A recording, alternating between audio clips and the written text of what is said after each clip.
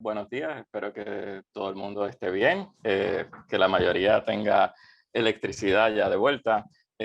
Y antes de comenzar, quisiera darle las gracias a la Academia Judicial por la invitación y felicitar a la Academia Judicial por este gran esfuerzo de traer la perspectiva de género a la adjudicación de los casos y a todo el proceso judicial.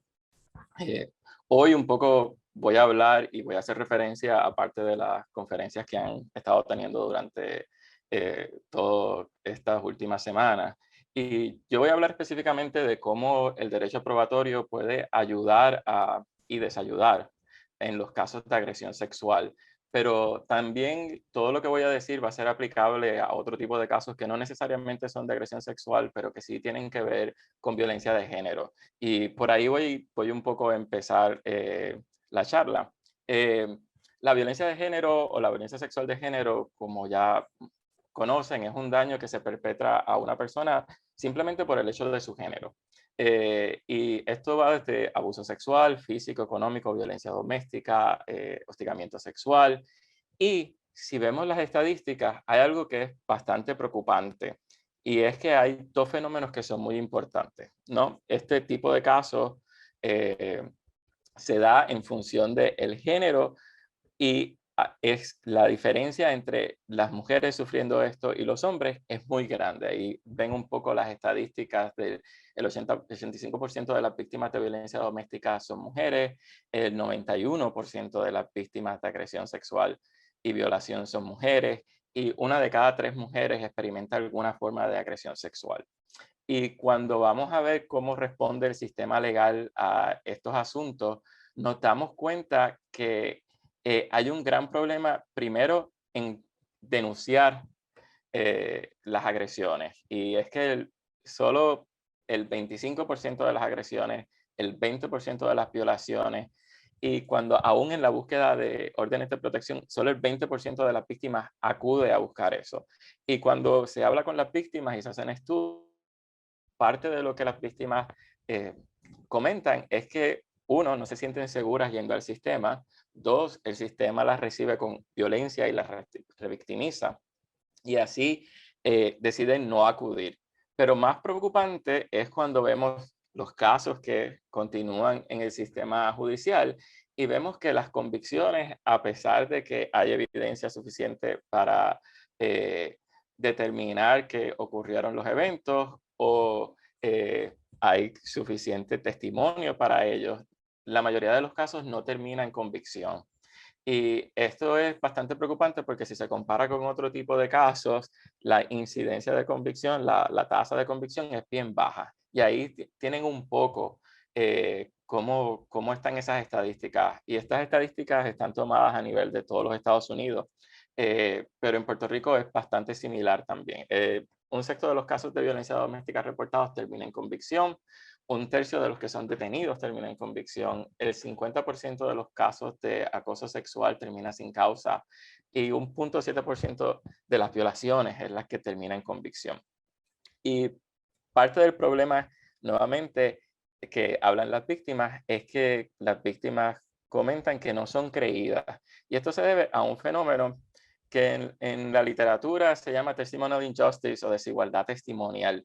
Y básicamente es que en, nosotros tendemos a creer a ciertas personas más y tendemos a creer a ciertas personas menos. Así que ciertas personas, por sus características, experimentan un superávit de credibilidad, mientras otras experimentan un déficit de credibilidad. Y eso tiene partes en las raíces en el sistema que hemos forjado legalmente. Si pensamos en las mujeres eran consideradas propiedad de los hombres, no tenían personalidad jurídica propia. Por lo tanto, sus testimonios carecían de importancia y eso se fue perpetuando socialmente y reafirmando a través del derecho. Más aún, no solo cuando las mujeres ya tenían capacidad y se les creían, si vemos el sistema legal del common law, vamos a encontrar dos fenómenos. Uno, que las mujeres eran creídas si eran castas. Si tenían una vida sexual que no era casta, tenían una falta de credibilidad. Y eso no es solo en delitos sexuales, eso era en todos, en delitos de propiedad, en todo tipo de asunto legal. Eso se fue corrigiendo.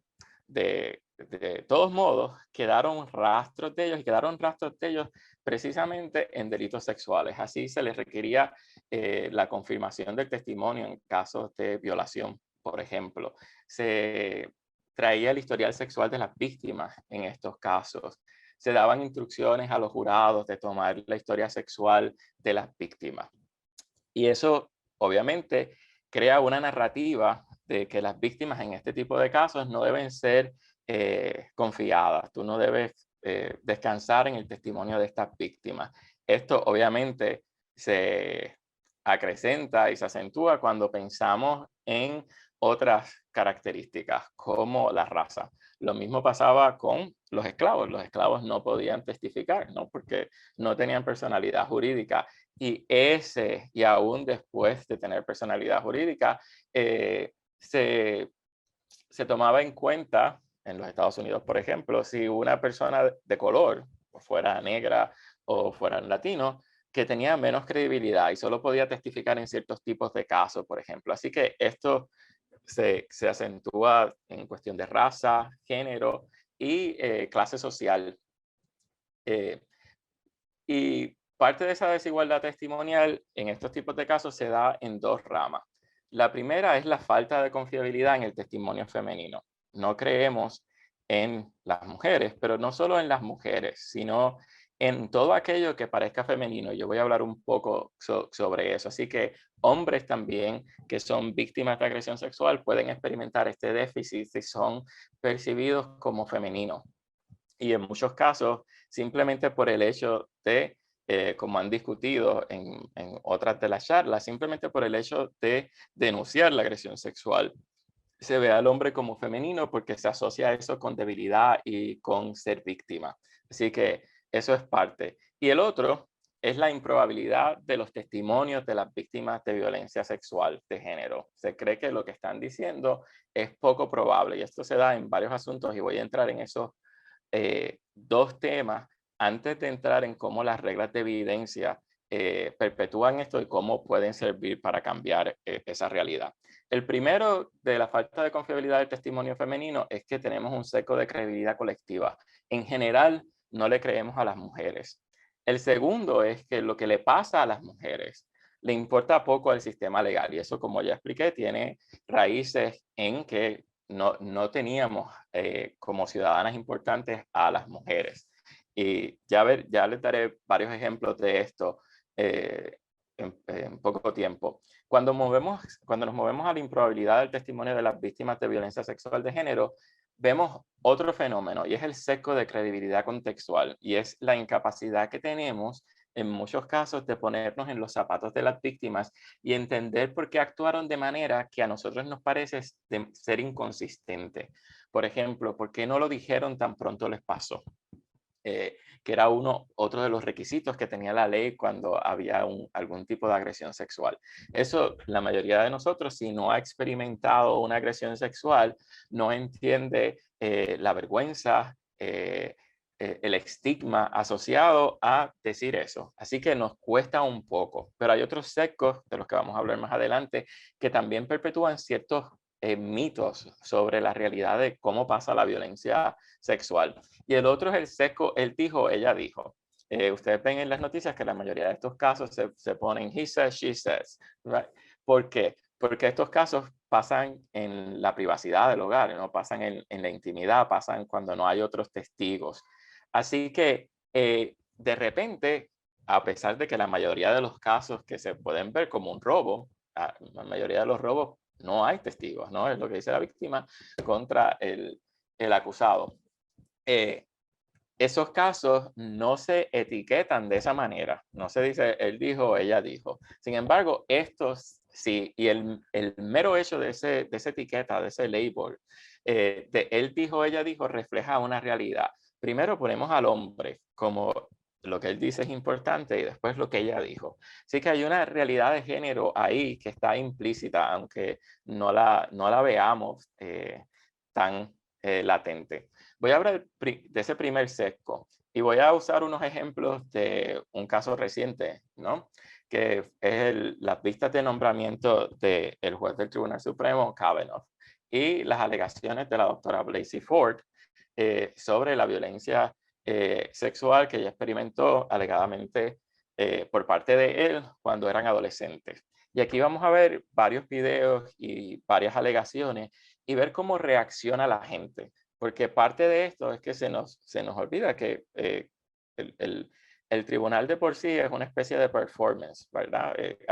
Cuando uno va al juicio hay un performance y esa recreación que se hace de los eventos a través de testimonios tiene un impacto en cómo la gente va entendiendo lo que pasó. Y aquí tenemos este primer video. Let's talk about her for a second, Kellyanne, Christine Blasey Ford. What's your take on her testimony? Was she credible to you? She was very compelling and I think very sympathetic. And I have said all along, including on your network, Gail, something that Judge Kavanaugh said yesterday under oath. And I have goosebumps right now. It seems that she absolutely was wronged by somebody, that she was sexually assaulted, as Judge Kavanaugh said, at some point, somewhere, by someone, and that he and the rest of us mean her no ill will. I also have a 10-year-old daughter like he does, and it's becoming a little bit hairy in the way that we have to describe these things to our youngsters. But he wasn't there. I've said from the beginning, it may turn out that they're both right, that she was sexually assaulted, but that he had nothing to do with it. And I think America saw that yesterday. I don't know why also that we have to look at every woman automatically as a victim if you're a woman, every man is a bad perpetrator. When did this happen that we line up according to political lines or according to gender lines? I think yesterday's hearing, if it had to happen, was very elucidating for the country, but it never had to have happened. I think that everybody now will recognize Dr. Ford. Her life will be forever changed. Judge Kavanaugh has said that his reputation, he needs to restore it, his good family, the vicious threats and death threats against his wife and children and family. So I feel like this was mishandled by the Democrats from the beginning, who could have been asking Judge Kavanaugh and Dr. Ford questions in a much less public setting. It sounds like Dr. Ford would have been open to that. Yes, a lot of people have a lot of questions. Aquí hay varias cosas que necesitamos un poco desmantelar, ¿no? La primera parte es Kellyanne reconoce que Dr. Blasey, que se comportó como usualmente uno espera de una víctima, ¿no? Con dolor, lloró, se le hacía difícil hablar recordando los eventos, que no todas las víctimas reaccionan así y eso puede también influir, incidir en si le creemos o no y en realidad no todas las víctimas procesan eso de manera igual, así que eso es uno de los problemas que tenemos cuando estamos mirando el demeanor, ¿no? Cómo actúa una persona. Pero ella dice que era bastante creíble, así que algo le pasó, pero ella no quiere admitir que la víctima puede recordar quién le hizo eso. Así que ella dice, bueno, yo le creo que algo le pasó, pero no le creo que la persona a la que ella acusa fue la que lo hizo. Y parte de eso vamos a ver esos mitos de que se destruyen carreras, se destruye la reputación de un hombre de manera fácil en estos procesos. Y obviamente esto no ha ido al tribunal, como muchos de los ejemplos que voy a dar, pero es para mostrar todos esos sesgos que nosotros tenemos en cómo reaccionamos tan pronto una víctima sale a la luz pública y dice su historia, cuenta su historia. Y esto está asociado precisamente al simplemente hecho de ser mujer. Y ese hecho de ser mujer no necesariamente es el sexo, sino el género, a lo femenino. Y aquí les voy a presentar un estudio bastante impactante, porque los investigadores se sorprendieron mismos de los resultados. Y esto es un estudio que habla del impacto que tiene los estereotipos en las percepciones de violencia doméstica en parejas del mismo sexo, específicamente parejas lesbianas. Y algo que encontraron los investigadores es que cuando una acusada y una víctima tenían rasgos asociados tradicionalmente con los hombres, así se veían push o masculinas, las víctimas presentan índices significativamente más altos de credibilidad en comparación con las víctimas femeninas, a pesar de que ambas tienen el mismo sexo biológico, ¿no? Una víctima con rasgos masculinos correlacionaba con niveles más altos de culpabilidad cuando la acusada también era percibida como masculino. Así que si la víctima tenía rasgos masculinos, se le creía más, y si la persona acusada tenía rasgos masculinos, entonces en esos casos se daba que había más tasas de poder ser convicta. Y lo último es que cuando la víctima era percibida como femenina, la apariencia de la acusada no tenía ningún impacto en la determinación de credibilidad. Eran índices bajos. Así que ser masculino siempre conllevaba mayores índices de simpatía. Y eso simplemente se resume en que la masculinidad se asocia con ser más creíble.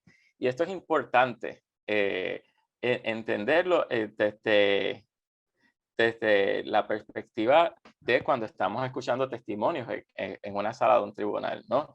Tenemos que estar conscientes y hacer autoestudio y autoevaluaciones si no le estamos creyendo a la persona por lo que está diciendo o simplemente por su género o cómo se presenta a esa persona. Así que eso es uno de los datos de esto. Y aquí en 2017 Times nombró al Me Too Movement como la persona del año. Y las mujeres están muy conscientes de este asunto, ¿no? De este sesgo. Y parte de lo que dice una de las víctimas que prefirió permanecer anónima es que ella vive en una comunidad muy pequeña y que usualmente cuando las mujeres dicen estas cosas, simplemente se les acusa de que están mintiendo y que simplemente se quejan de lo que sucede. Así que esa es una de las razones por las que las víctimas no van a la policía, prefieren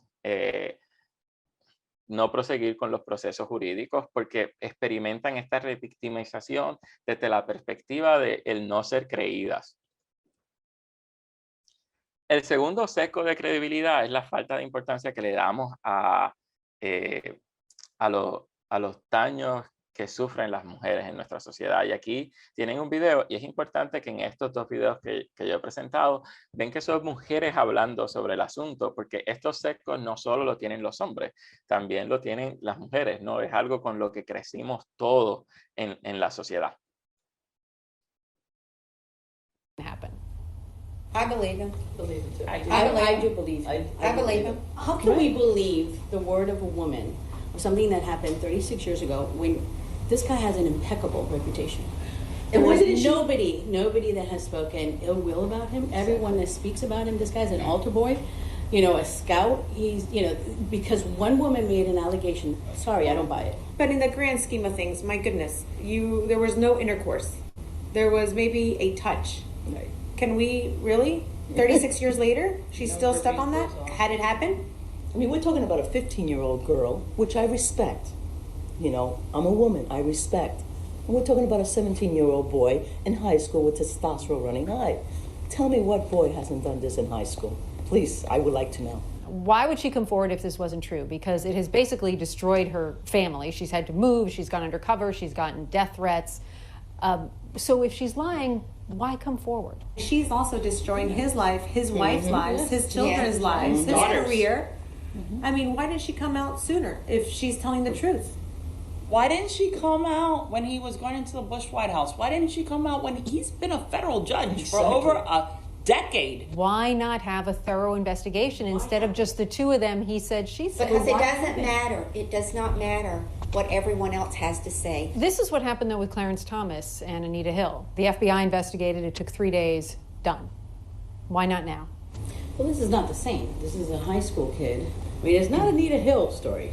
Does something that allegedly happened some 30-plus years ago matter today? You can't judge the character of a man based on what he did at 17. And I would hate to think that 30, 40 years later, somebody's going to destroy your life because somewhere at some party, it's not right, but maybe you touch somebody the way you're not supposed to. And who brought the alcohol for these kids? As women, though, do you have some sympathy for her, for what she's going through? No, I have no sympathy. And perhaps maybe at that moment she liked him, and maybe he didn't pay attention to her afterwards, and he went out with another girl, and she got bitter, or whatever the situation is. They're kids.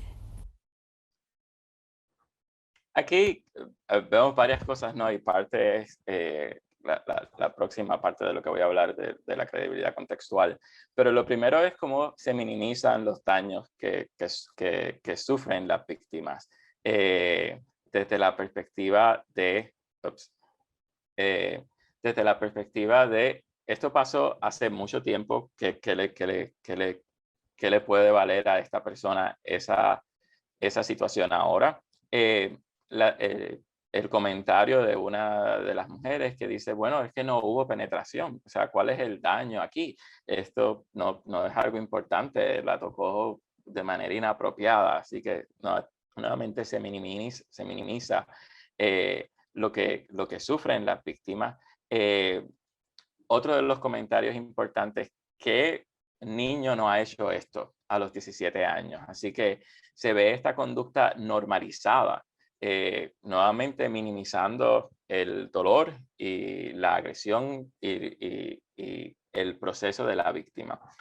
Otra parte, ven esa minimización cuando miran a los comentarios se le pregunta, bueno, ¿por qué ella va a venir ahora cuando ella está sufriendo en su carrera por esto? Ella está siendo victimizada, su familia está siendo acosada, ella está siendo acosada, y la respuesta es, bueno, pero es que se está destruyendo la vida de este hombre. Así que, ¿por qué el daño de ese hombre puede ser más importante que el daño que está sufriendo también la víctima al salir públicamente y hacer las acusaciones?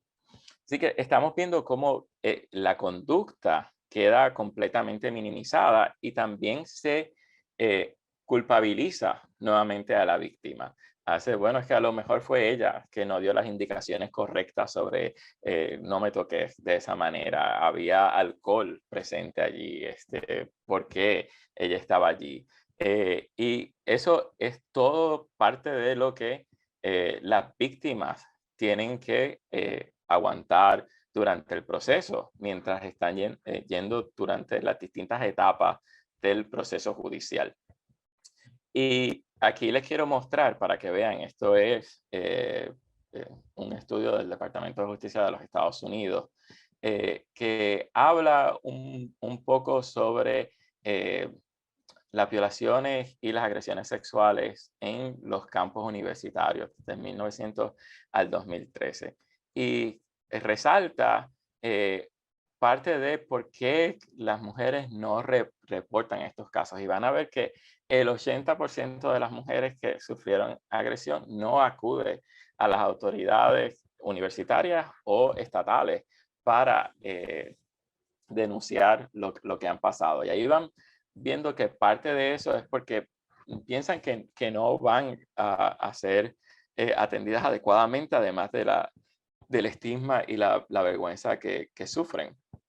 Y aquí hay otro dato muy importante, y es que de las víctimas que sufrieron agresión sexual entre edades de 18 a 24 años, le preguntan si recibió ayuda y solo el 16% de las estudiantes recibió ayuda y el 18% de personal que no eran estudiantes recibió ayuda. Así que ven cómo las mismas universidades no toman seriamente estas alegaciones y ponen en más riesgo a las mujeres en sus campus. Y aquí vamos a ver a la credibilidad contextual. Y parte de esa credibilidad, y estos son los tweets de Donald Trump cuando esto estaba ocurriendo, también lo vimos en el video anterior. En el video anterior, parte de lo que se dijo es porque ella esperó 30 años para esto, porque no podemos ponernos en los zapatos de esa persona y entender que el proceso de trauma del que ustedes hablaron hace unas semanas, ¿no? ¿Por qué no les permite fácilmente ir rápidamente a las autoridades? Y aquí parte de lo que dice Donald Trump es que él no tiene dudas que si el ataque hubiera ocurrido, si la agresión hubiera ocurrido, inmediatamente se hubieran presentado cargos y que los padres de ella hubieran acudido a ayudarla, ¿no? con ese proceso. También dijo que el público estaba tratando malamente a Brett Kavanaugh y que esto tiene consecuencias, ¿no? en la política, que es una cuestión politizada. Y eso también tiene parte de minimizar el asunto de las agresiones y convertirlo en otro tema. Y por último, cuando el juez Kavanaugh salió a defenderse, ¿no? Parte de cómo él salió fue en una actitud hipermasculina, ¿no? De agresividad, de defenderse, y vemos nuevamente cómo eso se lee como una actitud de ser mucho más creíble. Y esto tiene repercusiones en cosas que vemos todos los días. Y aquí les traigo un ejemplo de una serie que es una de las series más vistas. Y van a ver cómo se trivializa un poco la violencia de género al hacerlo un chiste.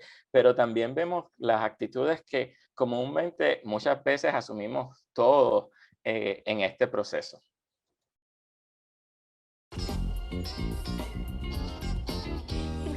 Changes in your schedule. Your 4 o'clock herbal massage has been pushed back to 4:30, and Miss Summerfield canceled her 5:30 shiatsu. Okay, thanks. Oh, here comes your 3 o'clock. I don't mean to sound unprofessional, but yum. Buongiorno, bella Bibi. Oh, Paolo, hi. What are you doing here? Rachele, tell me you massage? Yeah, well, Raquel, that's right, yeah. Mi sono svegliato stamattina con un mal di schiena, un mal di spalla. Oh, okay. I don't know what you just said, so let's just start. I am being naked. That's really your decision. I mean, some people prefer, to take off. Oh, whoops! Be naked. Hey, Phoebe. Hey, Phoebe. Fine. Maybe what's the matter? Nothing. I'm sorry. I'm out of sorts. Hey, can we get some cappuccino over here? Oh, right, that's me. Hey, Chandler, that table place closes at 7. Come on. Fine. Phoebe, what is it? All right, Paolo? I'm familiar with his work, yes. He made a move on me. Whoa, store will be open tomorrow. More coffee over here, please.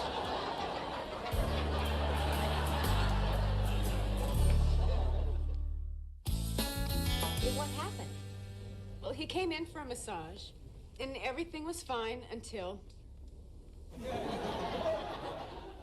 Oh, my God. Are you sure? Oh, yeah, I'm sure.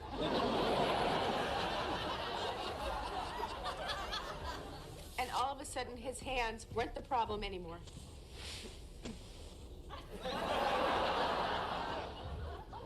Was it... Oh, Boy Scouts could have camped under there. What? Uma Thurman. Oh. The actress. Uma Thurman. Thanks, Mitch. So what are you gonna do? You have to tell her. You have to tell her. It's your moral obligation as a friend, as a woman. I think it's a feminist issue. Guys? Guys? Oh, yeah, you have to tell her. Feminist issue. That's where I went. She is gonna hate me. Yeah, well. Aquí vemos varias cosas. Uno, primero, ven cómo Phoebe ante la agresión sexual no lo internaliza inicialmente como una agresión sexual, sino como que Paulo estaba tratando de simplemente acostarse con ella y conquistarla, ¿no? Así que lo que dice es que he made a move on me, right? En vez de me agredió sexualmente, que es parte del proceso también que tenemos que entender de las víctimas, de cuando se dan cuenta de que han experimentado una agresión sexual, porque en la sociedad nos ha llevado a entender ciertas conductas agresivas como parte de la conquista, ¿no? Y el mismo concepto de la conquista, ¿no? Que es un concepto un poco agresivo en sí mismo. Segundo, ven la respuesta de Mónica, que lo primero que le pregunta es si ella está segura. Así que lo primero que viene ante una acusación de este tipo, ante una denuncia de este tipo, es preguntar si verdaderamente ocurrió o no. Y la duda de si la persona está diciendo la verdad.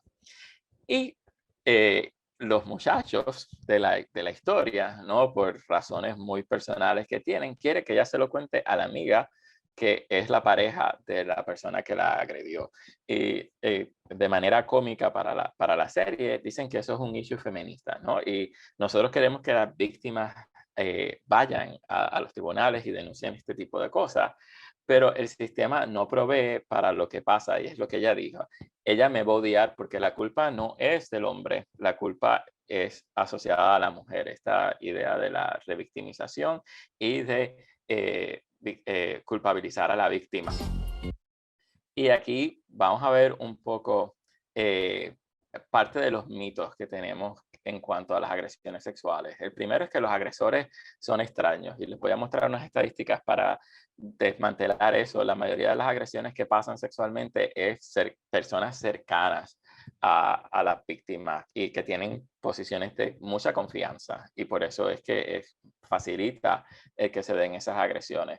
El segundo es que las mujeres mienten para vengarse de algo. Que no hay ninguna razón para decir esto, sino es que hay un motivo ulterior, y las mujeres tienen entonces que probar que no tienen ningún motivo ulterior.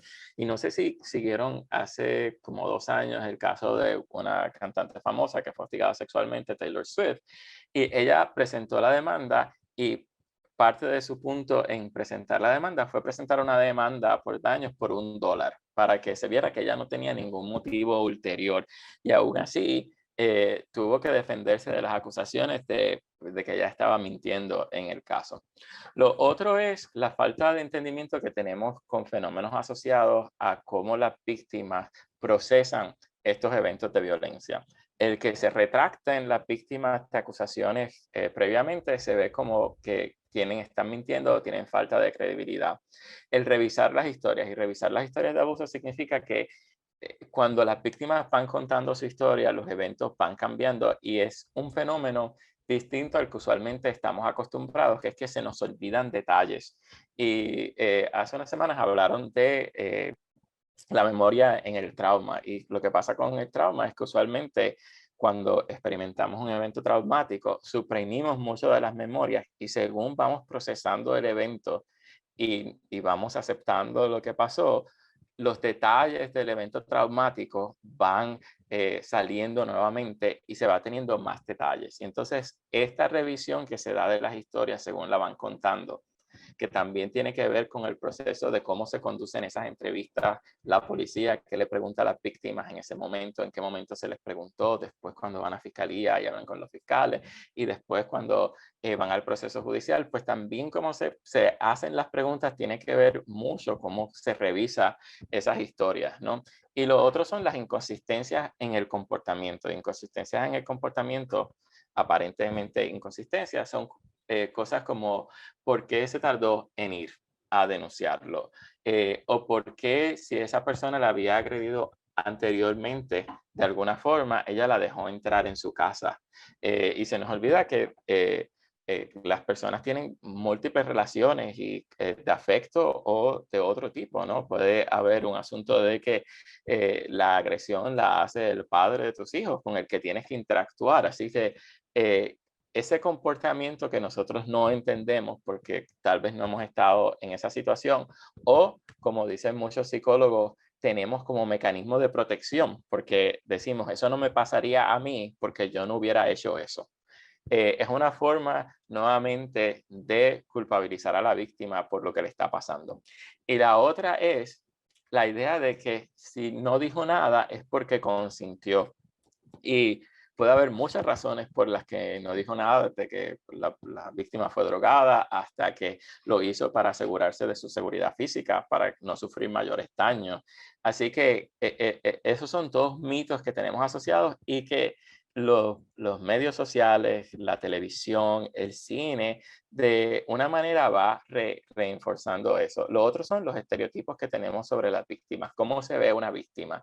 Una víctima se ve como alguien que ha pasado un evento muy traumático, se ve triste, se ve apagada, está llorando, ha perdido peso. Esas son las ideas que nos da la televisión, las historias sobre cómo se ven las víctimas. Y necesariamente las víctimas no se ven así, especialmente, y esto ha sido parte de la narrativa que el movimiento feminista ha ido tratando de contrarrestar, de hablar de sobrevivientes de estos asuntos. Así que si tú sobrevives a algo, ¿no? Como la mayoría del país ha sobrevivido el huracán María, no necesariamente estamos tristes, apagados, estamos llenos de vigor, de fuerza, porque estamos sobreviviendo ese evento. Así que ese estereotipo también incide en la credibilidad que tienen las víctimas. Y aquí, nuevamente, parte de ese estudio del Departamento de Justicia, para que vean quiénes fueron los agresores sexuales en esos casos. El 80% de los agresores sexuales eran alguien que las víctimas conocían, ¿no? Ya sea una pareja que tenían, algún familiar, o en muchos casos alguien a quien conocían bien, una amistad, o alguien que tenían profesionalmente al que conocían. Así que eso es un gran mito que esperamos que nos hablen de extraños. Así que cuando vemos a alguien que es cercano a la víctima, rápidamente empezamos a dudar. Así que tenemos que nuevamente hacer esa autoevaluación y chequear, ¿estoy dudando de esto por este mito o estoy dudando por otras razones? Lo otro es que las víctimas mienten. Y hay muchos estudios que han tratado de indagar sobre esto, y lo que se ha mostrado es que no mienten más que las víctimas de otros delitos. Así que se ha estimado que los informes falsos se encuentran entre un 2 y el 10%. Sin embargo, estos informes falsos en la prensa se les da mucha más notoriedad que a los reportes ciertos. Otros estudios ponen esa tasa entre el 6 y el 5%, pero ninguno de estos porcientos es más que las mentiras que pueden haber, o reportes falsos que pueden haber, o informes falsos que pueden haber en otro tipo de delitos. Y muchos de ustedes pueden pensar, bueno, eso se ha ido contrarrestando por gracias al movimiento del Me Too, ¿no? Y lo que ha ocurrido es lo contrario. Ha habido un backlash, ¿no? Ha habido una reacción negativa sobre esto. Así que esto es un estudio de The Economist, haciendo polling, encuestas a personas y viendo que después de la proveniencia del movimiento del Me Too, la gente encuentra hoy más problemático, o sea, piensa que hay un problema en que haya acusaciones falsas. O sea, la gente piensa que hay más acusaciones falsas en este tipo de casos de lo que hacía antes del movimiento del Me Too. Así que esa reacción negativa a las víctimas, encontrar una forma de solidaridad y salir a hablar sobre el asunto, también impacta e incide en nuestras percepciones de la violencia de género.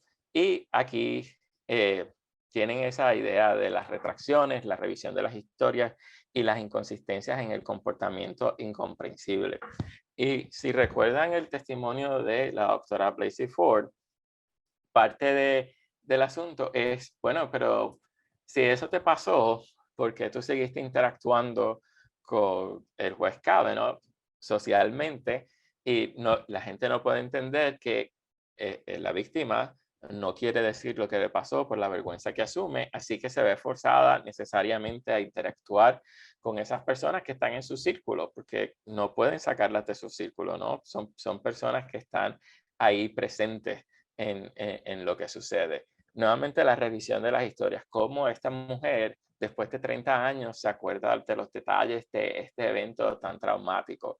Y ahí yo haría un poco de ir al evento traumático de María y preguntarnos si de aquí a 30 años nos vamos a acordar de lo que pasó. Probablemente sí, y depende de cómo lo procesemos.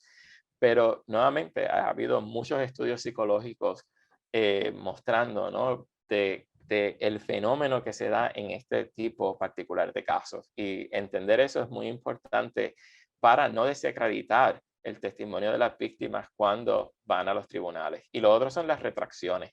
Hay muchos estados en los Estados Unidos, por ejemplo, que tienen reglas que hacen relevante las retracciones en la credibilidad de las víctimas, aun cuando no se haya visto el caso y no se sabe si pasó o no pasó. Y entonces lo ven como un asunto que afecta a la credibilidad de las personas. Y eso, aunque no tengamos una regla exclusiva de eso, por ejemplo, en Puerto Rico, puede ser parte cuando se están haciendo los contrainterrogatorios, preguntas que los abogados pueden hacer de por qué usted no acudió al tribunal o por qué usted acudió y lo dejó, para mostrar ese comportamiento inconsistente que nosotros asociamos con las víctimas y que lo que hacen es tratar de minar la confianza en este testimonio y la credibilidad. Como mencioné nuevamente, el silencio.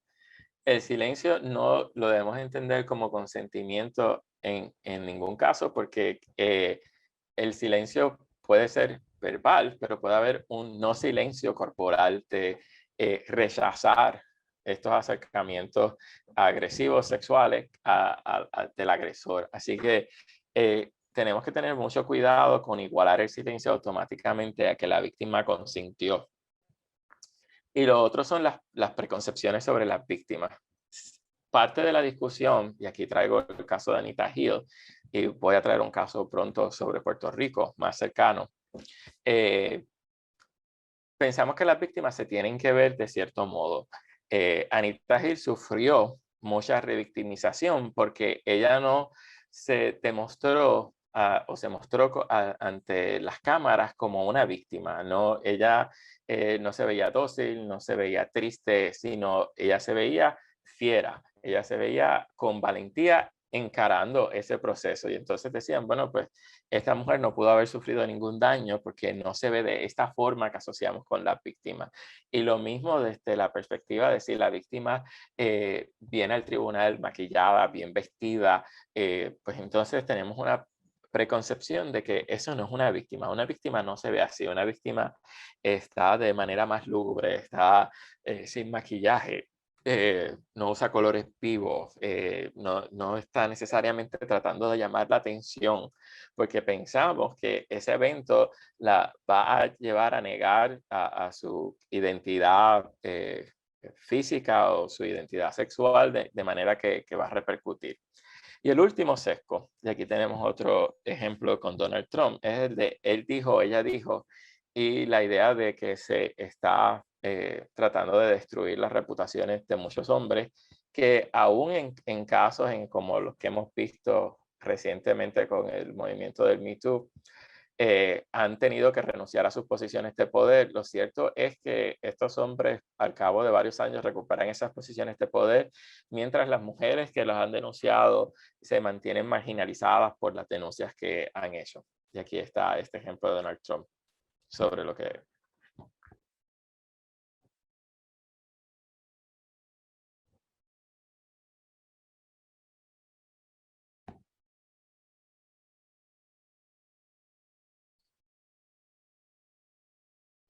Well, it's a tough thing going on. If you can be an exemplary person for 35 years and then somebody comes and they say, you did this or that, and they give 3 witnesses, and the 3 witnesses at this point do not corroborate what she was saying, it's a very scary situation where you're guilty until proven innocent. My whole life I've heard you're innocent until proven guilty. But now you're guilty until proven innocent. That is a very, very difficult standard. Say it? Well, I say that it's a very scary time for young men in America when you can be guilty of something that you may not be guilty of. This is a very difficult time. What's happening here has much more to do than even the appointment of a Supreme Court justice. It really does. You could be somebody that was perfect your entire life, and somebody could accuse you of something. Doesn't necessarily have to be a woman, as everybody says, but somebody could accuse you of something, and you're automatically guilty. But in this realm, you are truly guilty until proven innocent. That's one of the very, very bad things that's taking place right now. Aquí vemos varias cosas, ¿no? Esta perspectiva de que estas acusaciones y movimientos feministas que han tratado de traer luz sobre la violencia de género, están invirtiendo los requerimientos de prueba en los tribunales, y que ahora simplemente les creemos a las víctimas y no les creemos a los acusados. Ya lo hemos predeterminado que deben ser convictos, cuando las estadísticas obviamente muestran que esa no es la realidad, desde las convicciones hasta todos estos sesgos que he estado discutiendo con ustedes. Lo segundo es nuevamente la idea de que las víctimas necesitan corroborar sus testimonios con otros testigos, y aun cuando hay testigos que pueden corroborar lo que pasa, en muchos casos, o hay evidencia científica que corrobora lo que sucedió, esas convicciones no ocurren porque la credibilidad de la víctima está tan afectada por estos sesgos que aún eso contamina la credibilidad de los otros testigos que puede traer el Estado o puede traer un demandante en un caso de hostigamiento sexual, por ejemplo. Así que esos mitos se reproducen diariamente en los medios de comunicación. Así que nuevamente tenemos que verificar, hacer autoevaluación de si estamos participando. Y parte de eso, y aquí traigo el testimonio de una profesora de Cornell Law School que ha escrito bastante sobre el tema, y habla de el trato diferente que se le da a las víctimas de violencia sexual a otro tipo de víctimas en el tribunal.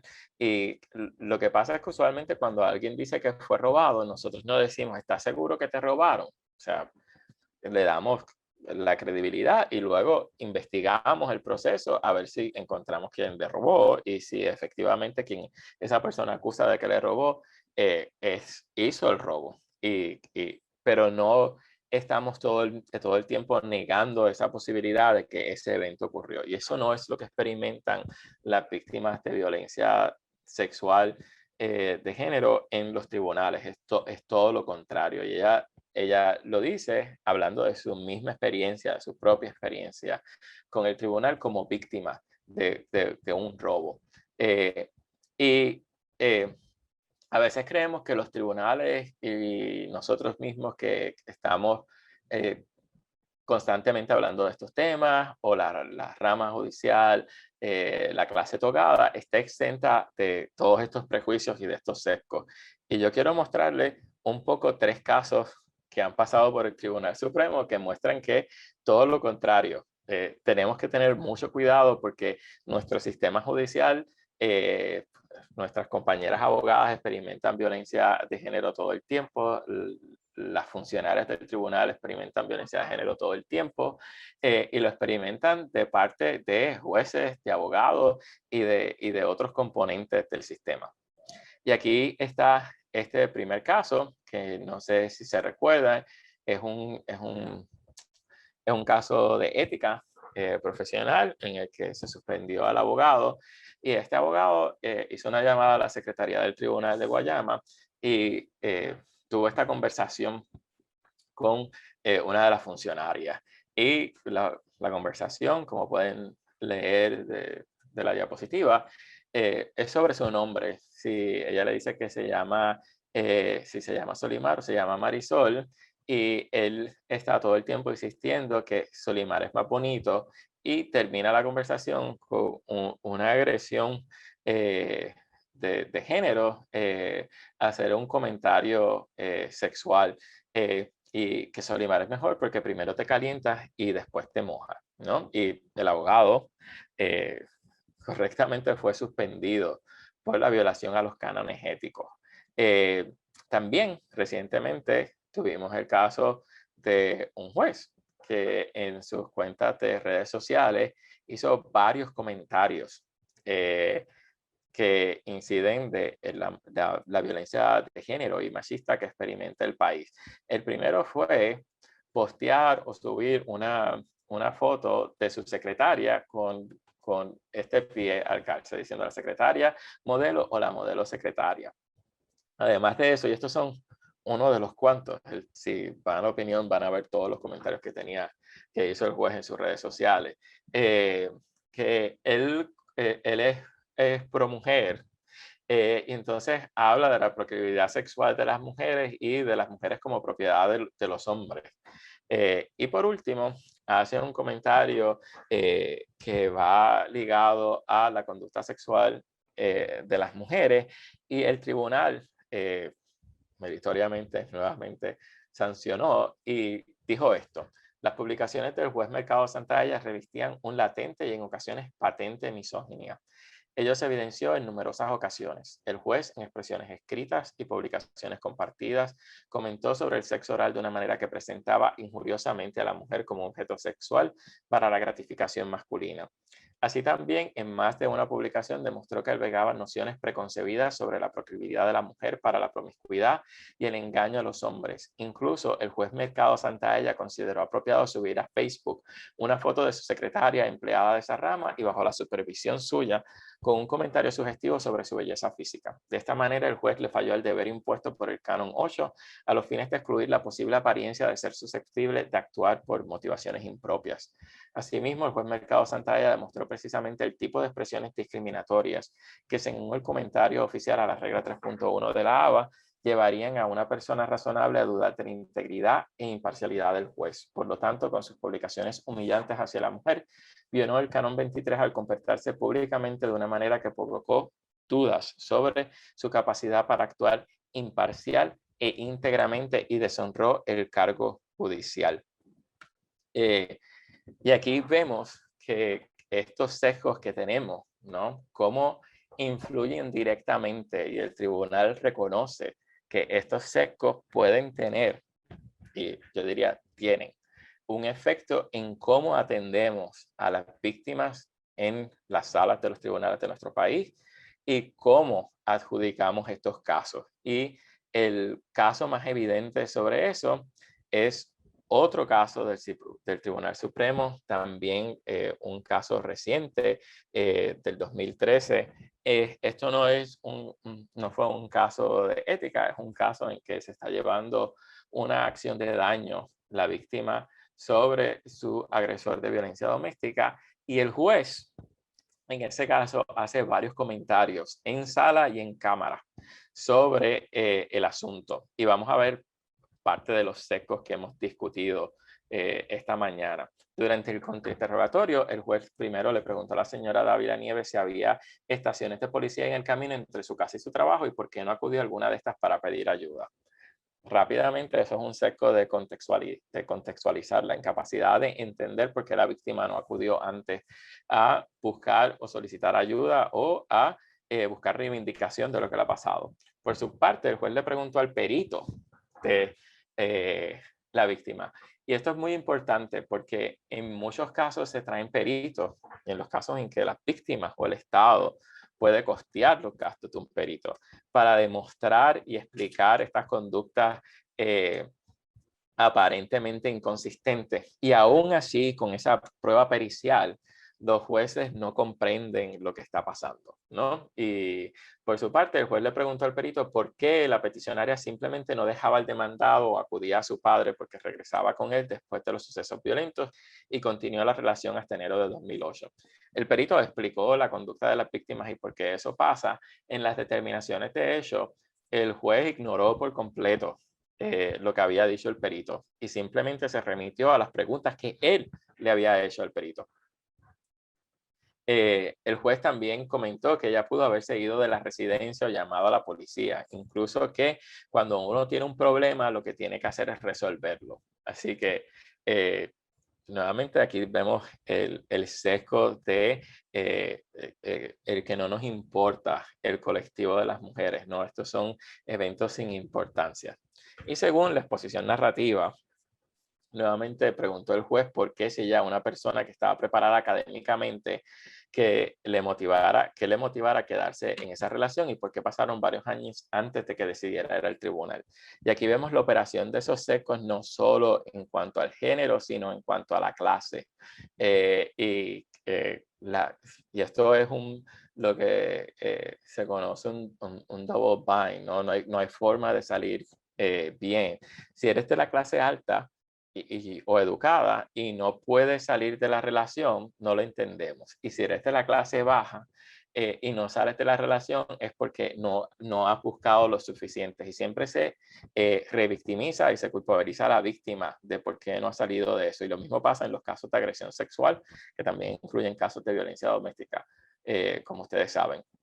El juez también preguntó que le impedía a la demandante terminar la relación si tenía el padre al lado, y dado que no estaban legalmente casados.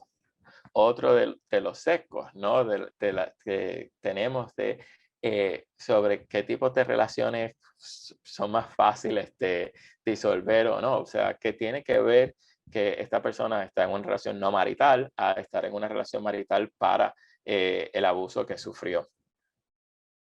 Y por último, en cámara, el juez aseveró que a la víctima era una dama todavía que tenía un mundo por delante, que igualmente el señor Meléndez es un hombre joven que tiene un mundo por delante. Estas cosas sucedieron hace 3 años y esto hay que echarlo al olvido. Uno no puede seguir viviendo con ese remordimiento en el corazón, no empece como uno se sienta. Sabemos lo que es el amor de padre, el amor de hijo, el amor de esposo, el amor de novio, el amor de todo. Uno tiene que aprender a vivir y aprender que las experiencias que uno ha tenido en la vida, uno no puede vivir con esas cosas en el corazón porque no va a triunfar.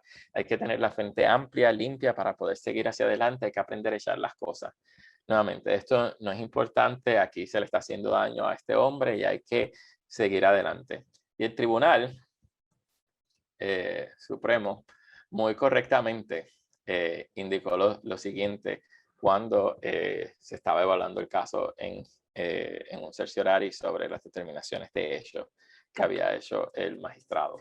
Las expresiones del magistrado durante el juicio en sus méritos también generan dudas sobre su imparcialidad. Y eso es un gran problema y obviamente estos son casos extremos en los que los jueces han hecho explícitos en el papel o en las redes sociales el asunto de su imparcialidad. Pero muchas de estas imparcialidades que tenemos y de estos prejuicios no salen explícitamente en los documentos del tribunal. Y eso es lo que le estamos tratando de mostrar, ¿no? De pensar cómo hemos internalizado todos estos sesgos y qué impacto tiene cuando estamos adjudicando casos. Tanto respecto a las demandantes como hacia su causa de acción en general. Vimos que el juez de instancia le cuestionó insistentemente al perito de la demandante la razón por la cual ella no acudió a la policía a denunciar a su agresor. ¿Por qué tardó tanto en terminar la relación? Si era una persona preparada académicamente y que no dependía económicamente de su pareja, pues cuando no tiene un problema lo que tiene que hacer es resolverlo. ¿Y por qué no recurrió a su padre? Además de entender que la señora Dávila Nieves no tenía motivo para permanecer en la relación con el demandado, ya que no estaban casados legalmente. En sus determinaciones de hecho, el juez de instancia resalta lo que fueron sus preguntas, sin incluir las explicaciones que ofreció el perito. De lo anterior surge una versión del juez de instancia hacia las personas que alegan ser víctimas de violencia doméstica. Y esta versión, como yo les expliqué, tiene que ver en esos sesgos que discutí al principio y se dan no solo en casos de violencia doméstica, sino en casos de agresión sexual, en casos de hostigamiento.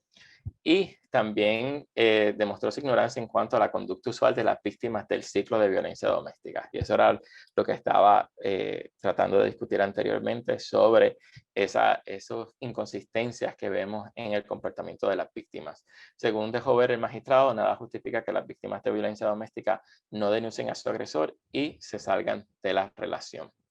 Y esto es solo una ojeada, ¿no? a lo que sucede en los tribunales. Así que estos sesgos que estamos viendo aquí tienen impactos en 4 áreas importantes de lo que pasa en los juicios, ¿no?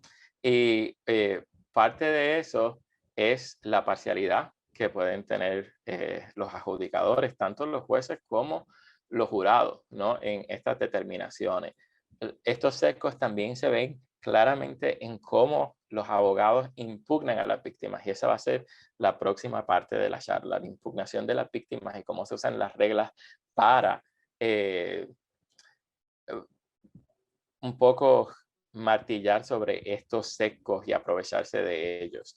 Y entonces tienen un gran efecto en la credibilidad de las víctimas y asimismo revictimizan a las víctimas. Y esto es una cosa muy importante.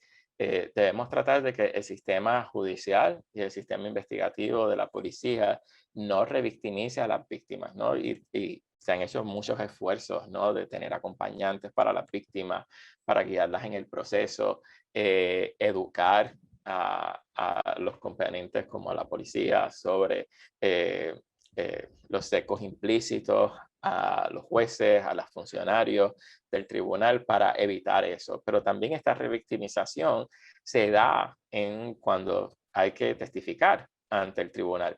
Y aquí yo quisiera hacer un ejercicio con ustedes sobre unas objeciones y ver qué efecto puede tener esas objeciones en la determinación de la credibilidad de la víctima o no. Les voy a mandar un link por el chat. Y si tienen algún problema nos dejan saber en el chat y si no lo podemos hacer de otra forma. Si van a ese link les van a salir las dos opciones de a lugar, no a lugar, y lo que tienen es que simplemente apretar en una de ellas y tan pronto ustedes aprieten vamos a ver los resultados aquí en la pantalla de lo que está saliendo. Y esto es, les voy a dar parte del testimonio y luego les voy a un poco contextualizar lo que está pasando y ustedes van a decidir si darían a lugar o no lugar a la objeción. Lo primero que dice el abogado es qué tipo de coche o carro tiene Jennifer. Un Audi. ¿Por qué? Y la fiscalía, esto es un caso de agresión sexual y de violencia doméstica, dice objeción. Su señoría contesta al abogado de defensa, esta pregunta está relacionada con la credibilidad del testigo y pide permiso para acercarse. Y en un sidebar le dice a la jueza que la víctima mintió. Gracias, Javier, que no me di cuenta que se lo había mandado a los panelistas. Ahí tienen el link a todo. Que la víctima mintió maliciosamente en una solicitud del préstamo para el carro. Así que eso va a la credibilidad de la víctima, lo que lo hace relevante. Así que les voy a dar un tiempo para ver cómo ustedes determinarían si permitirían esa evidencia o no.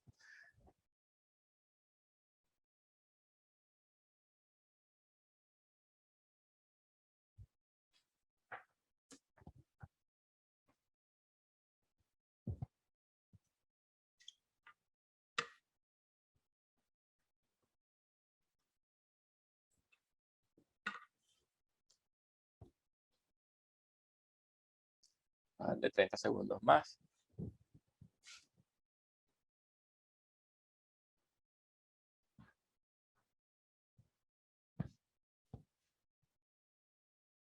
A ver cómo va cambiando.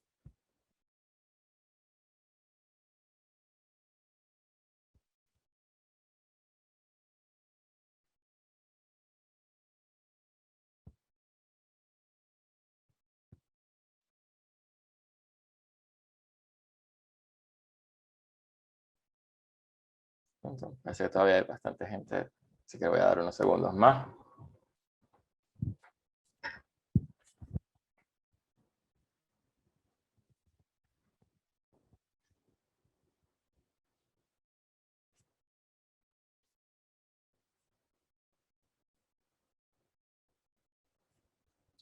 Más o menos el 70% determinaría que esa evidencia debería ser permitida y darían a la objeción de que esto no es relevante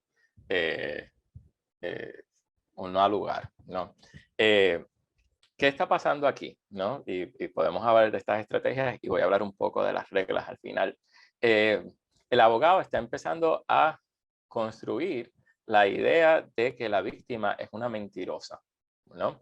Y parte de eso es traer un acto específico, ¿no? Que lo permiten las reglas, es completamente legal. Traer un acto específico de mendacidad para empezar a construir eso en la visión de la víctima. Y la pregunta es si en este caso o en todos los casos, y vamos a hablar un poco sobre la idea de un carácter veraz o un carácter mendaz, si existe o no existe tal cosa, es mostrar que ella mintió en el pasado y probablemente está mintiendo sobre la acusación.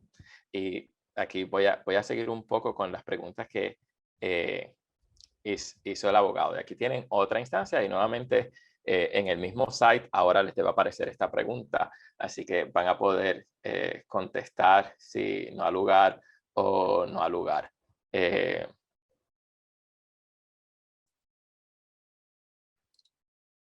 Cuando usted empezó su trabajo, usted no estaba casada con mi cliente en ese momento, le pregunta al abogado de la defensa. No.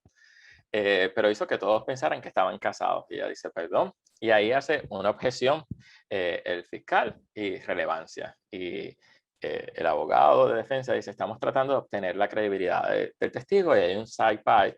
Y dice, el gerente de su trabajo conocía a su pareja y pensaba que ellos estaban casados. Y ella nunca lo corrigió sobre el asunto. Y está haciendo el argumento de que eso nuevamente va a su carácter mendaz o veraz.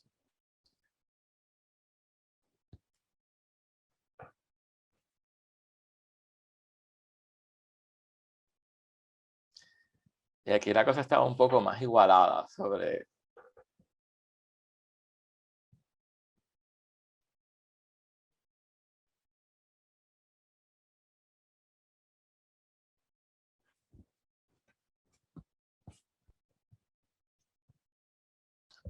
Voy a dar un minuto para ver cómo...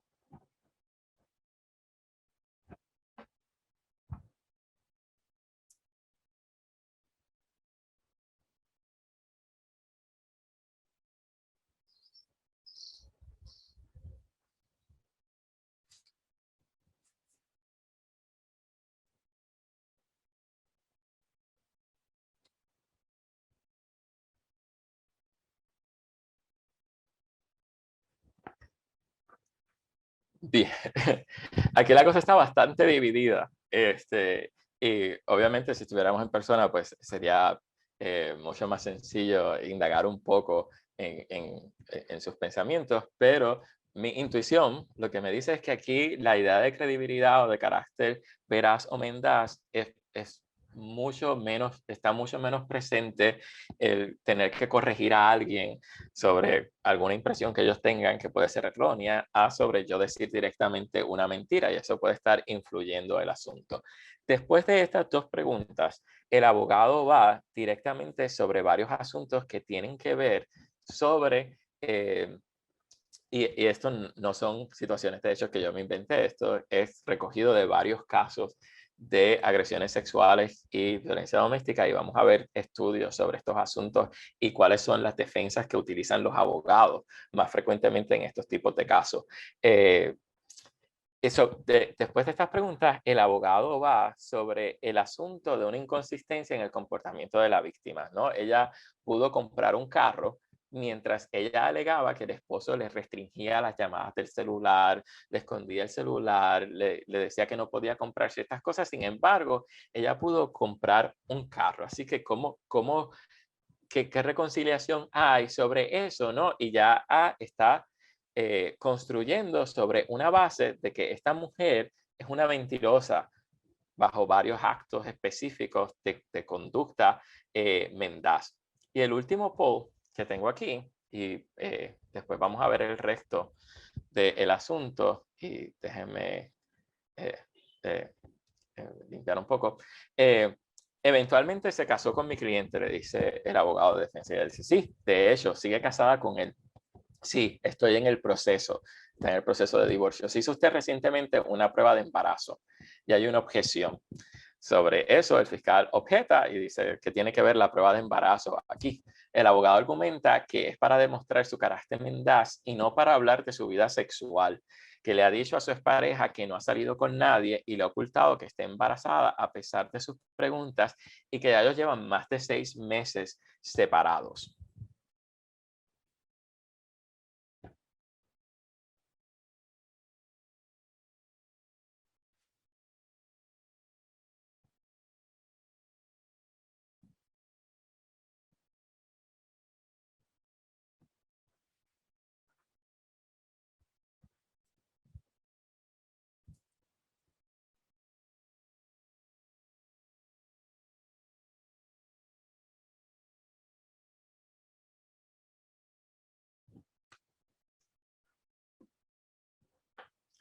Voy a dar un tiempo, vamos a ver cómo se mueve un poco la cosa.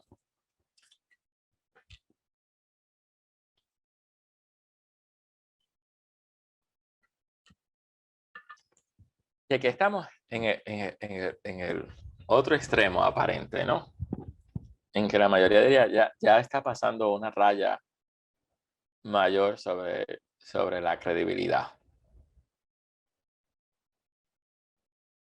Además, puede estar incluyendo cuestiones de historial sexual.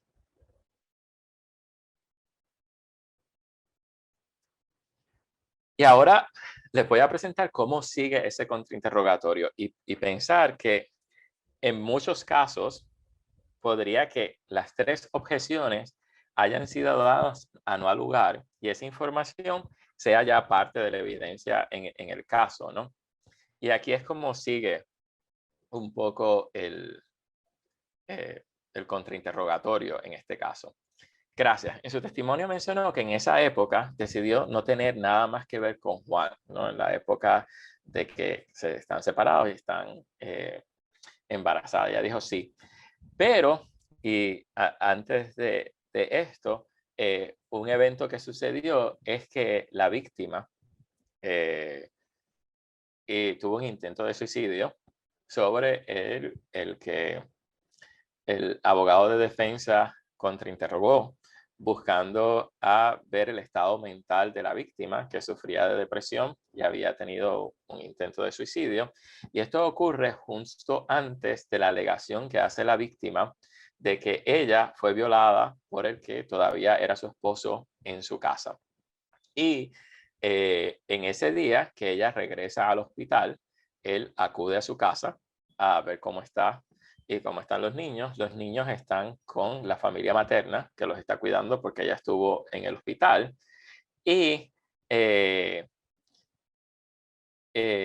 abogado está preguntando ahora sobre los eventos de esos días. Y eso es después de que el abogado hiciera las 3 preguntas que ya vimos sobre su credibilidad y también preguntara sobre su estado mental psicológico, lo cual fue admitido que ella sufría en ese momento de depresión y que estaba tomando medicamentos para la depresión y que había ido al hospital y estaba en ese momento. Y aquí viene entonces el intercambio entre la víctima y el abogado de defensa. Pero lo dejaste entrar a tu casa luego que regresaste del hospital e intentaste suicidarte. Y ella dice, no tenía fuerzas para pelear con él. Y él le pregunta, ¿no tenías fuerza para llamar a la policía? No quise decir eso. Tus hijos no estaban contigo, ¿no? No estaban con mis padres. Entonces, ¿no llamaste a la policía cuando apareció Juan? No. A pesar de que alegaste que te había golpeado muchas veces antes, ¿verdad? No, no llamé a la policía en ese momento. Y nadie puede verificar que te haya golpeado antes, ¿verdad? No, no había nadie en nuestra casa cuando me golpeó. Y no llamaste a la policía cuando apareció a pesar de que alegas que te violó en el pasado. No. Y nunca le dijiste a nadie que te violó hasta este juicio, ¿verdad? Eso es correcto. Ni siquiera a tu mamá. No. O tus amigos. No. De hecho, le dijo a la policía cuando hizo el informe que nunca ha sido víctima de violencia doméstica. No. Sí, me refería a, y en ese caso la víctima quería referirse a que ella nunca había ido a la policía a hacer querellas de violencia doméstica, pero el abogado le interrumpe y dice, bastará con un simple sí o no. De hecho, les dijo a sus amigos y familiares lo feliz que estaba con Juan. Si no quería que la gente supiera de lo que estaba pasando. Y sigue el contrainterrogatorio y dice, y en tu Facebook siempre hablas de todas las cosas bonitas que hacía Juan por ti. Sí, como le dije, no quería que la gente lo supiera. Nunca dijiste en Facebook que te violó, ¿no? Esto es algo que no publicas en Facebook, le dice la víctima. Entonces, eso fue un no, sí, eso fue un no. ¿Y tuviste sexo con él esa noche que apareció en tu casa? No, me violó. Pero tú no tenías ningún hematoma en los brazos cuando llegó la policía, no, o en cualquier parte de tu cuerpo. No es así, eso es correcto, no tuve ningún hematoma, eso no significa que no me violó. Entonces llamaste a la policía cuando estaba en el baño y estaba a punto de irse, cuando Juan estaba en el baño. Sí, fue entonces cuando yo y la policía te llevó al hospital. No, sí estaba muy ansiosa y en el hospital te administraron un kit de violación. No, no dije en ese momento que me había violado. Entonces, esta es la primera vez que le cuenta a alguien que mi cliente, su esposo, a quien dejó entrar a su casa, presuntamente la violó. Sí, ahora mi cliente fue a ver cómo estabas tú después del intento de suicidio. No, eso es lo que dijo cuando apareció en mi puerta. Y ahí termina el contrainterrogatorio. Y aquí vemos otra de las nuevamente, los mitos de que una persona cercana a ti no necesariamente te puede violar, pero también parte de los problemas que el sistema legal ha tratado de contrarrestar.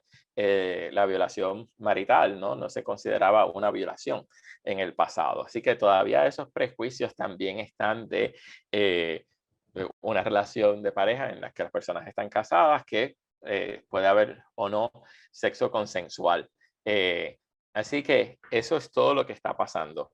Y en este caso, al final, se da la determinación de que, en efecto, a pesar de que había, no, en este caso no había evidencia de un rape kit, porque no se hizo esos estudios, también el abogado está montando todo sobre la ausencia de evidencia. Y todas estas técnicas son técnicas muy comunes. Y aquí tienen un estudio que se efectuó viendo casos de violencia doméstica, pero que tenían que ver con delitos graves, que incluían violación y asesinato en esos casos.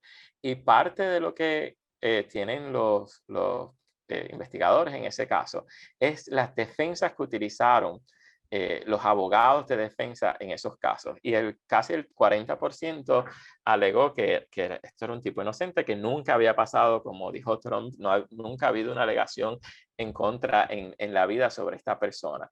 El casi 60%, parte de las defensas que se utilizaba era que no había testigos que vieran esto. Y conocemos que en estos casos, obviamente, esta violencia está pasando en el hogar y no se está dando, pero aún cuando no pasa en casos de violencia doméstica, agresiones sexuales no pasan en lugares públicos la mayor parte del tiempo, pasan en sitios en donde no se puede ver esa violencia. Y casi el 50% era la impugnación del carácter veraz de la víctima con actos específicos. Así que esta es una de las técnicas más importantes: alegar yo soy inocente, la víctima está mintiendo y la víctima tiene un comportamiento incongruente, right? Y todo esto, todo este asunto, todas estas defensas van a construir sobre esos sesgos que hemos discutido, ¿no? La falta de credibilidad, esto no pasó porque no podemos entender la conducta de esta víctima, y esto afecta varios asuntos, ¿no? Y algunos recordarán este caso en el 2011 sobre Lisa Yajaira, en el que esa fue la estrategia que estaban documentando la prensa, que los abogados estaban siguiendo en los tribunales de Puerto Rico, exactamente esa misma línea. Y lo interesante de este caso es que aquí habían testigos, varios testigos que reportaron que fueron testigos de las agresiones físicas que recibió Lisa Yajaira, y sin embargo, el acusado en este caso terminó siendo no culpable a pesar de esas corroboraciones. Y eso es parte de lo que explicaba, que una vez usted impugna la credibilidad de la víctima, no importa que usted tenga peritos, no importa que usted tenga testigos que corroboran, esa impugnación sobre la credibilidad se va extendiendo y contamina el testimonio de los otros testigos que pueda tener fiscalía o que pueda tener la demandante en esos casos. Y lo importante es cómo se hace esto. Y aquí voy a entrar un poco en las reglas de evidencia que permiten un poco reafirmar todos estos estereotipos usando la idea del carácter mendaz sobre el carácter veraz de una persona. Y las reglas permiten impugnar la credibilidad de alguien porque la credibilidad siempre es un asunto relevante en la cuestión del juicio, ¿no? Si te creemos o no. Eso es importante y todos estamos de acuerdo que eso es importante, y lo hace de varios asuntos. Y aquí yo un poco un termómetro de medir cuán confiable puede ser esta evidencia o no en determinar que alguien tiene credibilidad. Lo más confiable, y lo pongo entre comillas por un asunto que voy a explicar en un momento sobre si de verdad podemos hablar de un carácter veraz o un carácter mendaz. Sí, les voy a convertir un poco cómo pudieron haber sido el manejo de las objeciones en esos casos, cuando termine con esto. El efecto de la reputación, y voy a hablar sobre eso también, cómo se puede manejar en cuanto a no violar los derechos de los acusados y lo que permite hacer las reglas en la actualidad. Volviendo al asunto de la reputación. Pues la reputación, si usted tiene una reputación de que nadie le cree en su comunidad, pues es bastante confiable que usted no sea una persona veraz. Y lo mismo con la opinión. Claro, la opinión es menos confiable porque solo viene de una persona basada en su contacto y en sus eventos, actos específicos, ¿no? Así que es un poco menos confiable. Después tenemos las convicciones o las condenas, y hay convicciones que son por delitos de falsedad y hay convicciones que son por delitos de no falsedad, ¿right? Los delitos de falsedad, pues van al carácter veraz, pero los delitos que usted comete que no tienen nada que ver con falsedad, pues no necesariamente incide. Yo puedo cometer un delito y decir siempre la verdad, o sea, no hay una correlación ahí. Y lo otro son los actos específicos.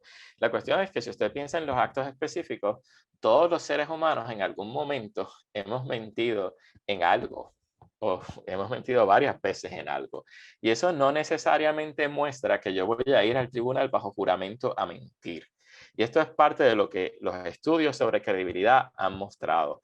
Y la literatura ha cuestionado la noción del sentido común que nosotros tenemos, que existe un rasgo unitario o unificado de honestidad. O sea, que hay un carácter veraz. Y es que usted puede mentir, usted puede tener aún una reputación de mentiroso en la comunidad y no necesariamente va a ir a un tribunal a mentir, porque usted puede mentir en unos contextos y no en otros. Así que muchos estudiosos, muchos profesores han estado tratando de desbancar la idea de credibilidad y de que eso sea un asunto que se traiga de esta manera. Y hay jurisdicciones en que actos específicos no pueden ser utilizados para impugnar la credibilidad de los testigos. Interesantemente, en la mayoría de esos estados, excepto en 2, usted puede traer actos específicos en delitos sexuales. Y usted puede traer los actos específicos solo para impugnar a víctimas de delitos sexuales. Así que ahí vemos aún en la ley claramente el paradigma de los sesgos que tenemos en estos tipos de delitos y con estos tipos de víctimas. Y ahí les puse un poco la literatura, si la quieren consultar sobre estos asuntos, y discuten varios estudios que se han hecho sobre la credibilidad. Así que hay un asunto de cómo manejamos la idea de credibilidad, y en California, por ejemplo, ahora mismo está solo después de una reforma, pero por varios años, estuvo tanto en casos criminales como en casos civiles, no se podía traer actos específicos para impugnar la veracidad de las víctimas, porque lo veían problemático, y en todo tipo de casos, en testigos. Hubo una reforma después de varios asuntos sobre la tasa de criminalidad en California, y entonces se permitió en casos criminales, y en casos civiles se dejó como estaba, que no se permite.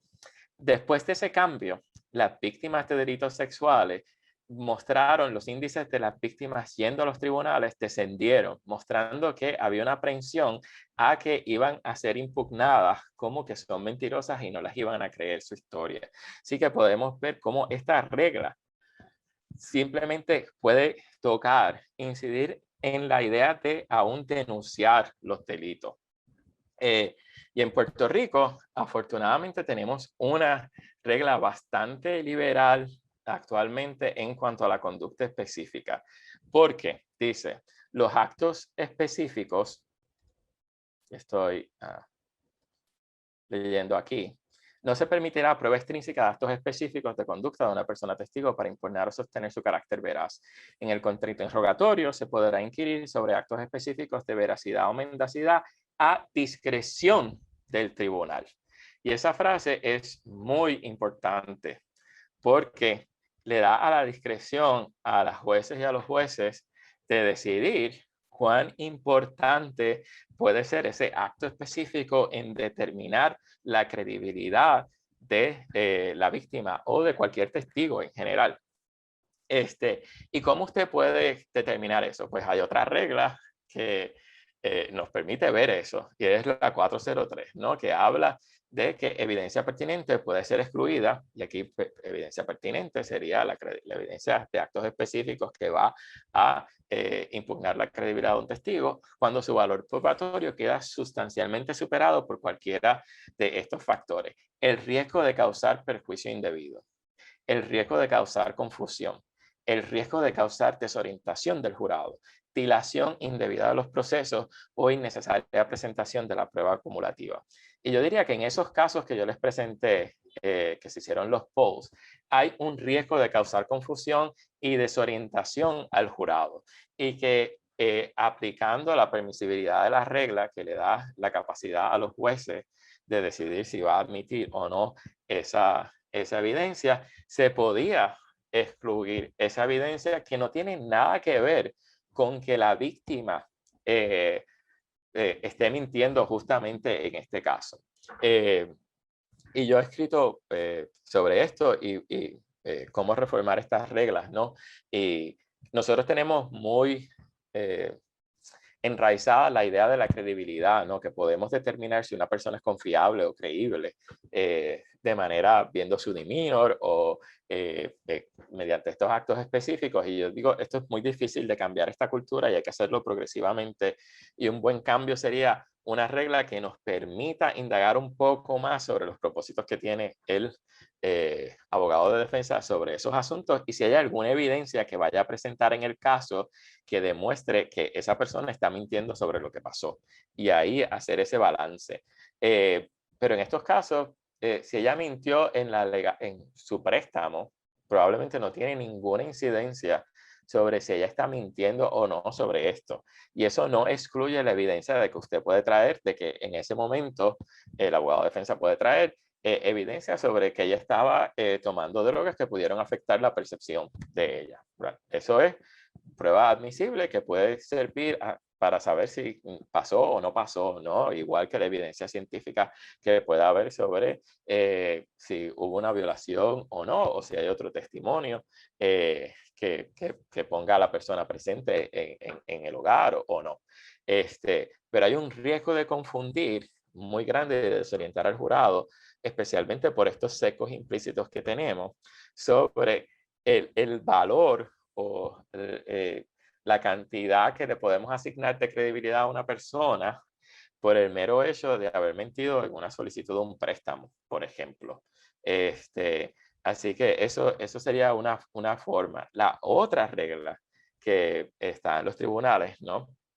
Que también sirve de arma para ver estos casos, y especialmente considerando las expresiones del Tribunal Supremo sobre casi el deber que tienen los jueces de entender la situación de cómo se da el proceso de este comportamiento inconsistente de las víctimas en este tipo de casos.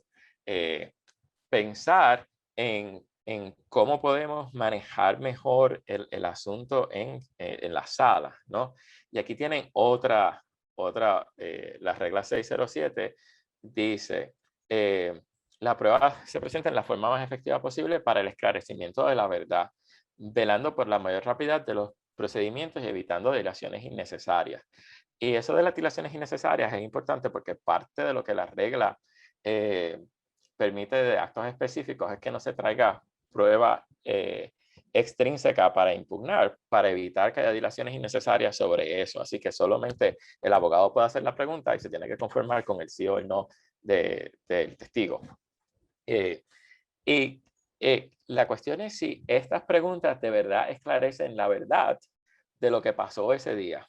Si la solicitud del préstamo y mentir sobre cuánto me ganaba en el préstamo ayuda a esclarecer o confunde más el asunto sobre la credibilidad. Y ahí cuando usted hace ese balance, probablemente ese balance se incline a decir esto no ayuda a eso, así que no voy a permitir esta evidencia. También hay un deber de los jueces y las juezas de proteger el derecho a los testigos contra preguntas impropias, humillantes, insultantes o de conducta ofensiva. Y las reglas federales son aún más claras porque hablan de el hostigamiento, ¿no? Y ahí podemos ver si estas preguntas están yendo a hostigar a la víctima de una manera o no. Y eso también puede ser otra forma de trabajar el asunto. Y por último, dice que también se debe proteger el derecho de estas a que no se les detenga más tiempo del que se exige el interés de la justicia. Y si usted tiene a un abogado que está haciendo 20 preguntas, o sea, no 20 preguntas, está preguntando sobre 20 eventos de actos específicos en el pasado, pues ahí un poco también tiene un mecanismo para decir, bueno, ya, o sea, probaste que esta persona ha mentido en el pasado, vamos a impugnar sobre el asunto real, sobre si el evento pasó o no pasó, o simplemente tú estás queriendo construir todo tu caso sobre el carácter mendaz o veraz de la víctima, que ya vimos que es un asunto problemático en sí mismo. Y eso es un poco cómo se podrían trabajar, así que yo creo, nuevamente, antes de eso, volviendo a la regla 609, esto es a discreción del tribunal. Así que viendo cuán peligrosa en términos de confundir a los jurados, especialmente en casos de que haya jurado, o de confundir al tribunal sobre el asunto, de confundir al propio juez que está presidiendo sobre el asunto, se puede darnos lugar a este tipo de evidencia, ¿no? Y ahí un poco ir construyendo sobre la idea de los sesgos. Importante, eso es muy distinto nuevamente de lo que dije sobre el derecho de inquirir sobre la percepción de esa persona al momento de que pasaron los eventos, de el estado mental de esa persona, que va a ser relevante para entender lo que pasó, la percepción, si había luz, si no había luz, de los recuerdos, ¿no? Y esto en nada viola el derecho al acusado de confrontar la prueba, porque ese derecho se extiende a pruebas relevantes y a pruebas que las reglas permiten, ¿no? Y en este caso, la discreción del tribunal para admitir esa prueba está dada en las reglas, así que no hay ninguna violación de ese derecho al acusado del contrainterrogatorio y a confrontar a las partes. Y me gustaría ponerle un video sobre una entrevista que se hizo recientemente a Anita Hill, ella hablando sobre el hostigamiento sexual, pero la violencia sexual en general y cuán cerca estamos de erradicar este mal a través del sistema legal o no. Y aquí les dejo How optimistic can you allow yourself to be right now in terms of how things are going to change? I'm certainly more optimistic than I was 27 years ago. That's a low bar. That's a very low bar. But even then, I was somewhat optimistic because I have seen people step up. I've heard from women whose lives have been changed because things happened differently when they went forward with their complaint than they would have expected it to happen years before. So I'm hopeful. When do you think this problem will finally be fixed? Do you think it'll be wrapped up before or after the ice caps are gone? I'm just trying to work out whether a safe workplace and polar bears are mutually exclusive. Well, the ice caps are melting pretty fast. Okay. And the change here seems to be glacially slow. Right. But I will say that if we do nothing, the change is not going to come. Anita Hill, thanks so much for talking with us. Thank you.